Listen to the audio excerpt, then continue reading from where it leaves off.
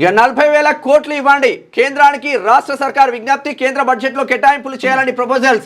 ఏపీతో సమానంగా తెలంగాణను చూడాలి. Metro, Musi, future city, RRR ప్రాజెక్టులకు నిధులు ఇవ్వండి. స్పోర్ట్స్, స్కిల్ వర్సిటీలకు సహకారం అందించాలి. కేంద్ర పథకాల కింద ఇచ్చే నిధులు పెంచాలి. IIM, కేంద్రీయ విద్యాలయాలు, నవోదయాలు ఏర్పాటు చేయాలి. పెండింగ్ నిధులన్నింటికి విడుదల చేయాలని విజ్ఞప్తి. భారీ బడ్జెట్ పెట్టింది రాష్ట్ర సర్కార్. బడ్జెట్ పెట్టడం కాదు, ఇవ్వాలి, 100% ఇవ్వాల్సిందే. ఎందుకని అంటున్నామంటే చూద్దాం ఒకసారి. ఇదేనా అయితే ఏమైంది దేంట్లో ఉంది? ఈనాడు గుడ్డెస్ ఏపీనా? ఏపీ. ఒక్క నిమిషం అక్కడ క్లోజ్ చేయాలి. క్లోజ్ చేయి.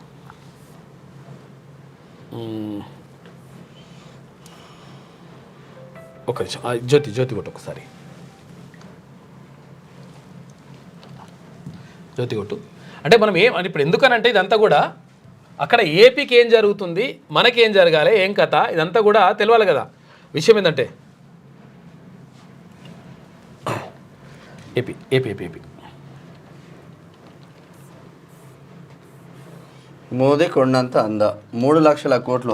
ఇక్కడ చూడండి, ఒకసారి జూమ్ చేయి భరత్ ఒకసారి జూమ్ చేయి. అసలు యాక్చువల్గా ఎందుకు అడుగుతున్నారు అంటే రాష్ట్ర ప్రభుత్వం ఎందుకు కేంద్రాన్ని అడుగుతున్నది? తర్వాత కేంద్రానికి మనం 8 మంది భారతీయ జనతా పార్టీకి సంబంధించి 8 మంది ఇచ్చిన నిజంగా భారతీయ జనతా పార్టీ నిజంగా కూడా ఒక రకంగా ఒక మంచి అభిమానమే ఉండే, యువతకు మంచి ఆ క్రేజ్ ఉండే. ఆ క్రేజ్ మరి కేటాయింపులో జరగకపోతే 100% పోతుంది అదంతా కూడా. ఎందుకు అంటే అసలు యాక్చువల్గా చూడండి ఒకసారి, అది ఏపీ ఆంధ్రజ్యోతి పేపర్. ఇది ఏపీకి సంబంధించి. మోడీ కొండంత అండ, చంద్రబాబు మోడీ నాయకత్వాన మూడింతల అభివృద్ధి ఖాయమని చెప్పేసి అమిత్ షా అంటుండు. చూడండి ఒకసారి ఇక్కడ ఏం జరుగుతుందో చూడండి. ఇప్పుడు ఇదంతా వదిలేస్తే వైసీపీ విధ్వంసాన్ని మర్చిపోండి. 6 నెలల్లోనే ఏపీకి 3 లక్షల కోట్ల రూపాయలు. అమరావతి నిర్మాణానికి నిధులు. 2028 నాటికి పోలవరం నీళ్లు పారిస్తాం. విశాఖ ఉక్కుకు ఊతమిచ్చి ఆంధ్రుల ఆత్మగౌరవాన్ని మరింత పెంచాం. ప్రకృతి విపత్తుల నుంచి ఎన్డీఆర్ఎఫ్ రక్షణ, మానవ విధ్వంసాల నుంచి ఎన్డీఏ అండ. ఎన్డీఆర్ఎఫ్ వేడుకల్లో అమిత్ షా మాట్లాడిండు. ఏమన్నాడు ఇక్కడ? 3 లక్షల కోట్లు. 6 నెలల్లోనే ఏపీకి 3 లక్షల కోట్ల రూపాయలు ఇచ్చిండ్రు. 3 లక్షల కోట్ల రూపాయలు కేటాయించిండ్రు జస్ట్ 6 నెలల్లోనే. అంటే మరి తెలంగాణ నుంచి 8 మంది ఎంపీలను ఇస్తే మరి తెలంగాణకు కేటాయింపులు ఏవి? దీనిపైన అడగాల్సిన అవసరం ఉన్నది. అందుకనే అసలు యాక్చువల్గా ఈ 40,000 కోట్ల మీరు అడిగిరంటే అసలు యాక్చువల్ 40,000 కోట్లు పెద్దగా కనిపిస్తుంది, కానీ 3 లక్షల కోట్లు ఇచ్చిండని చెప్పేసి కేంద్ర హోంమంత్రి అమిత్ షా క్లియర్గా ఆయన స్పీచ్లనే చెప్పేసి నిన్ననే చెప్పిండు. అది ఆయన మాటల్లోనే, మనమేం కొత్తగా ఏం కాదు. అందుకని ఇక్కడ 40,000 కోట్ల రూపాయలు ఇవ్వండి, ఆ రాష్ట్రంలో అభివృద్ధి పనులు అన్న కూడా కుంటుపడ్డాయి కాబట్టి వాటన్నిటిని ముందుకు తీసుకోవాలి. కేసీఆర్ చేసినటువంటి విధ్వంసం అప్పుడు పాలనలో, బీఆర్ఎస్ పాలనలో మొత్తం విధ్వంసానికి గురైపోయింది రాష్ట్రం.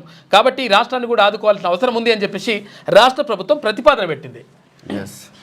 తెలంగాణ చేపట్టనున్న కీలక ప్రాజెక్టులకు సహకారం అందించాలని కేంద్ర ప్రభుత్వాన్ని రాష్ట్ర సర్కార్ కోరింది. ఇక త్వరలో ప్రవేశపెట్టనున్న కేంద్ర బడ్జెట్లో తెలంగాణకు తగినన్ని నిధులు కేటాయించాలని విజ్ఞప్తి చేసింది.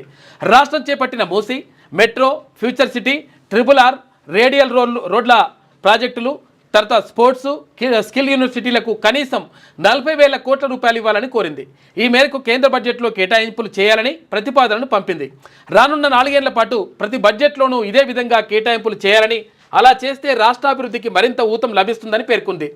ఫలితంగా కేంద్రం లక్ష్యంగా పెట్టుకున్న $5 ట్రిలియన్ ఎకానమీలో తెలంగాణ $1 ట్రిలియన్ కంట్రిబ్యూట్ చేసేందుకు అవకాశం ఉంటుందని కూడా రాష్ట్ర ప్రభుత్వం చెప్పింది. కేంద్ర మంత్రి కిషన్ రెడ్డి గారు, తర్వాత కేంద్ర సహాయ మంత్రిగా ఉన్నటువంటి బండి సంజయ్ గారు, తర్వాత 8 మంది ఎంపీలు ఉన్నారు కదా, ఇంకా 6 ఎంపీలు ఉన్నారు. వీళ్ళందరూ కూడా 100% కేంద్రం పైన ఒత్తిడి తీసుకురండి, మనకు రావాల్సినటువంటి వాటా కోసం కొట్లాడండి. కొట్లాడితే భారతీయ జనతా పార్టీకి మంచి రోజులు వస్తాయి. మీరు ఏం చేయకుండా సపరేట్ కూర్చుంటే మాత్రం, ఎందుకంటే ఎంపీలను ఇచ్చినటువంటి అంటే మనము భారతీయ జనతా పార్టీకి అక్కడ కేంద్రంలో ప్రభుత్వం ఏర్పాటు కోసం 8 మంది ఎంపీలను ఇచ్చినాం, అంటే సగం మందిని ఇచ్చినాం. సగం మంది ఎంపీలను ఇచ్చినప్పుడు మరి కేటాయింపుల్లో కూడా అటువంటి కేటాయింపులు జరపాలని చెప్పేసి మీరు డిమాండ్ చేయండి. 100% తీసుకురావాల్సినటువంటి అవసరం ఉన్నది. రాష్ట్రం అభివృద్ధి కోసం కృషి చేయాలి. రాష్ట్రంలో మీరు పెట్టుబడులు తీసుకొస్తారు అంటే రాష్ట్రంలో ఇక్కడ మీరు ఏదైతే నిధులు తీసుకొస్తే 100% తెలంగాణ ప్రజలు గుర్తుంచుకుంటారు.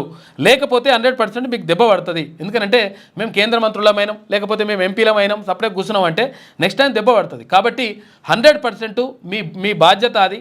తర్వాత కేంద్రం పైన కూడా బాధ్యత ఉన్నది. ఇప్పుడు పక్క రాష్ట్రానికి, ఆంధ్రప్రదేశ్ రాష్ట్రానికి 6 నెలలలో 3 లక్షల కోట్ల రూపాయలు ఇచ్చినామని చెప్పేసి కేంద్ర హోంమంత్రి అమిత్ షా చెప్తా ఉన్నాడు. మరి 40,000 కోట్లు ఆడితే పెద్ద విషయం కాదు ఇది. 100% దీనిపైన కేంద్ర ప్రభుత్వం కూడా ఆలోచించాలి. ఇక్కడ ఉన్నటువంటి మంత్రులు కానీ, తర్వాత కేంద్ర మంత్రులు కానీ, ఇక్కడ ఉన్నటువంటి ఎంపీలు కానీ ఆలోచించి దీనిపైన నిర్ణయం తీసుకోవాలి. క్యూ న్యూస్ ఛానల్లో పనిచేయటకు అనుభవం గల సీనియర్ వీడియో ఎడిటర్స్ కావాలను సంప్రదించవలసిన నెంబర్ 8688926084. qnewsads@gmail.com ను సంప్రదించండి. లైక్ చేయండి.